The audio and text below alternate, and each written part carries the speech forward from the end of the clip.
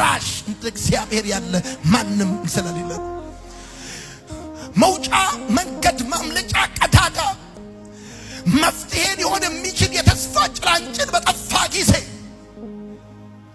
በሁለት ነገር አጣብቂኝ ውስጥ በገባን ጊዜ በዛን ጊዜ የቁርጥ ቀን ደራሽ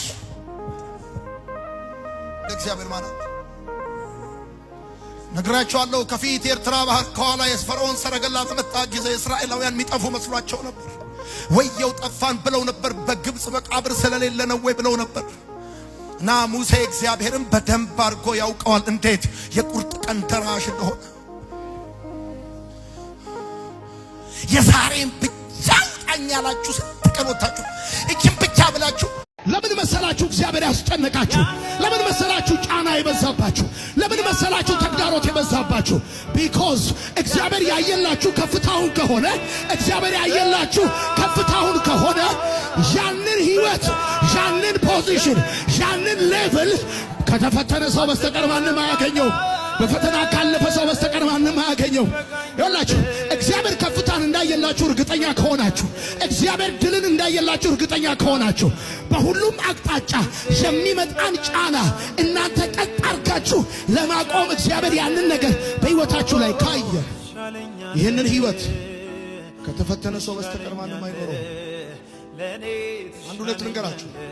እግዚአብሔር በአንድ ፈተና የእድሜ ልክ ትምህርት ያስተምራችኋል። መኖር በእግዚአብሔር ነው ብለህ ጻፍ። በእውቀት አይደለም መኖር፣ በችሎታ አይደለም መኖር፣ በጥበብ አይደለም መኖር፣ በዝግጅት አይደለም መኖር፣ በሀብት አይደለም መኖር፣ በዝና በክብር አይደለም መኖር። መኖር በእግዚአብሔር ነው። መኖር በእግዚአብሔር ነው። ውሎ ማደር በእግዚአብሔር ነው። መሽቶ መንቃት በእግዚአብሔር ነው። በእግዚአብሔር ነው። በእግዚአብሔር ነው። መኖር በእግዚአብሔር ነው። መኖር በችሎታ አይደለም። መኖር በጉልበት አይደለም። መኖር በእግዚአብሔር ነው። መኖር በእግዚአብሔር ነው። በማያኖር ሁኔታ ውስጥ መኖር በእግዚአብሔር ነው። በከባድ ነገር ውስጥ መኖር በእግዚአብሔር ነው። መኖር በጤንነት አይደለም። እሺ መኖር በጤንነት እንዳይመስል።